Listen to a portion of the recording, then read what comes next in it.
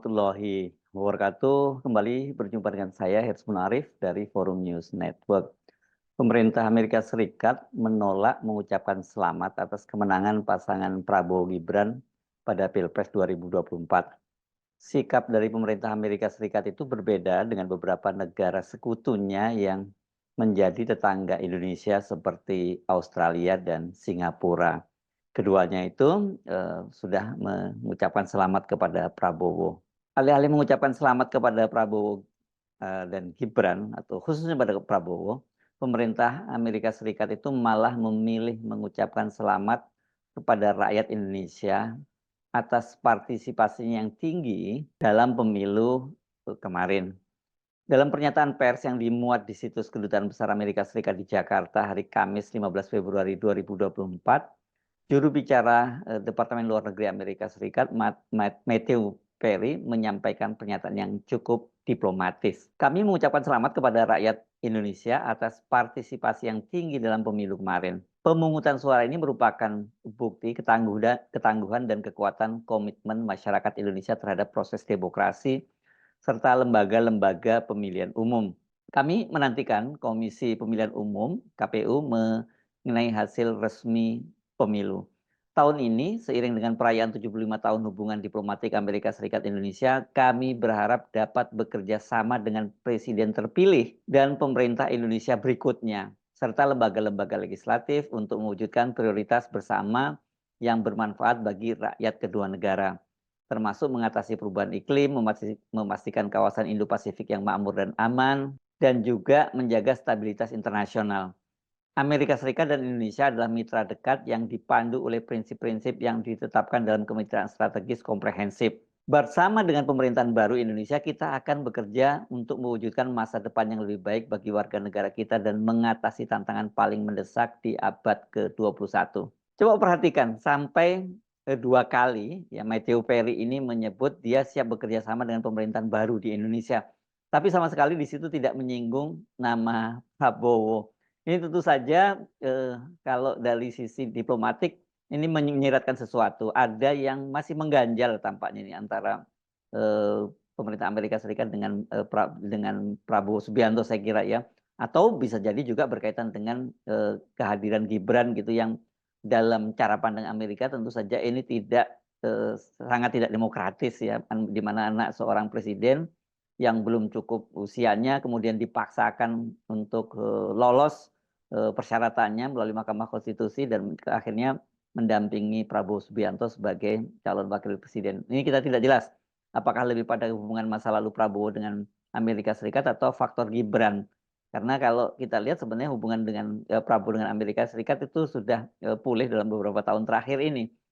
Nah, senada dengan juru bicara Kementerian Luar Negeri, Gedung Putih atau ini kalau di sini kita ya istana begitu ya, juga menolak mengucapkan selamat kepada Prabowo secara spesifik. Katanya begini, kami akan menyampaikan ucapan selamat kami pada waktu yang tepat. Saya tidak bisa memberi Anda tanggal pasti atau waktu pasti karena saya memahami bahwa hasilnya masih akan diumumkan. Itu kata John Kirby, penasihat komunikasi keamanan nasional Gedung Putih. Ini yang saya kutip dari VOA.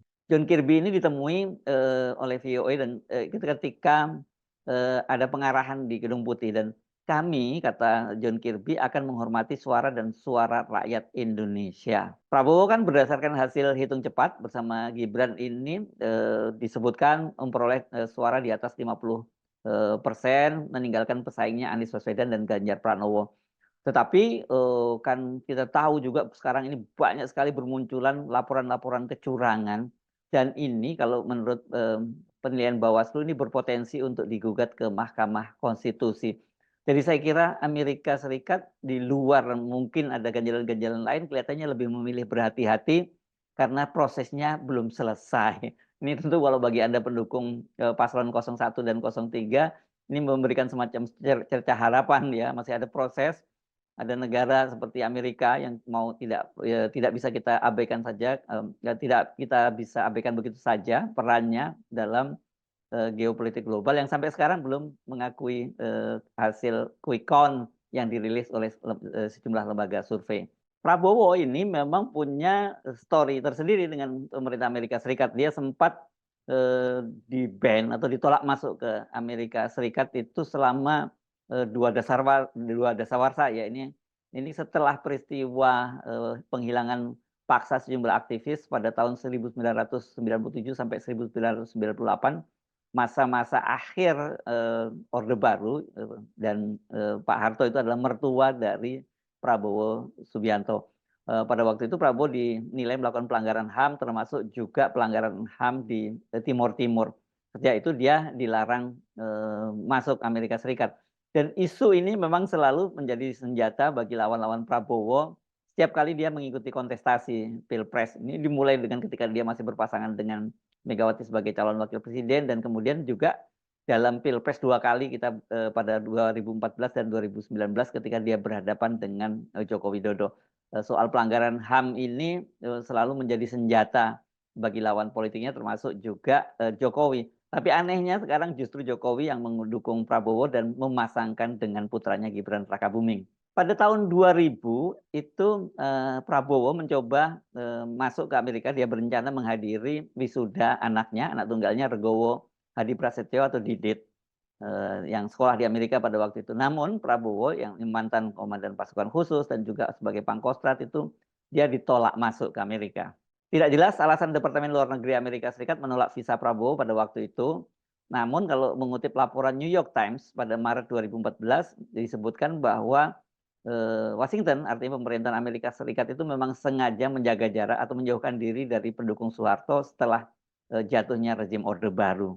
Pada tahun 2012 itu Prabowo dalam wawancaranya dengan Reuters di Singapura, dia pada bulan Agustus itu dia mengaku bahwa pengajuan visa Amerika Serikatnya masih ditolak. Ya, ini kan untuk masuk ke Amerika itu harus mengajukan visa, dan ya terserah pemerintah Amerika Serikat memberikan visa atau tidak.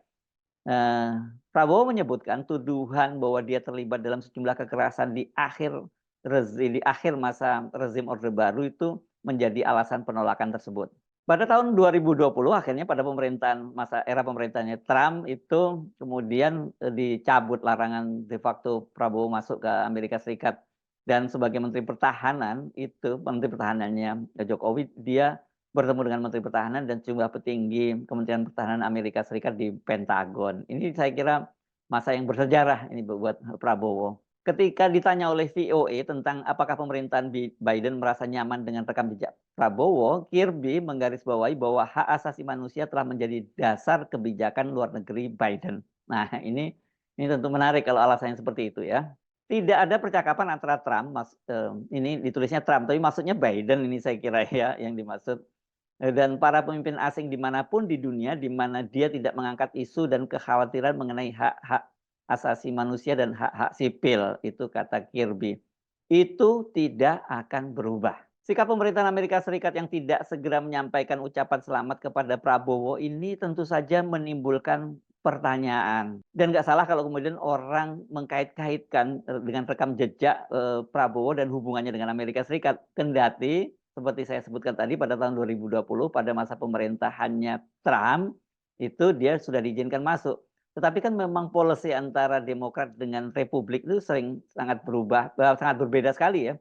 Karena kalau Demokrat itu pasti lebih concern terhadap soal-soal yang berkaitan dengan hak asasi manusia. Sementara kalau Republik ini ya ini partainya para industrialis di sana. Jadi pendekatannya pasti berbeda ya, tentu saja kepentingan-kepentingan bisnis itu lebih diutamakan.